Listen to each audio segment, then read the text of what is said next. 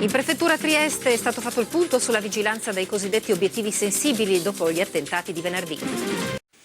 Come anticipato in apertura di TG, si è concluso pochi minuti fa il vertice in prefettura a Trieste, seguito dal nostro Antonio Di Bartolomeo, tra il prefetto Maria Adelaide Garuffi, in rappresentanza del governo, e i vertici regionali di Polizia, Carabinieri e Guardia di Finanza.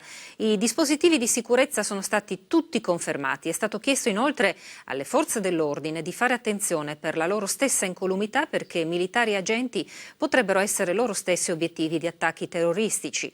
Tra le altre cose è stata dedicata molta importanza ai sistemi di videosorveglianza dei luoghi a rischio. C'è un sistema già operativo nella stazione ferroviaria di Trieste con 60 telecamere, mentre si avvierà un processo di messa in rete delle camere all'interno del porto di Trieste. A tal proposito ci saranno degli incontri tecnici con l'autorità portuale per mettere in atto questo progetto. Il prefetto infine rinnoverà la richiesta al Ministero di poter disporre di militari per la protezione della SIOT, richiesta che in un primo momento non era stata accolta.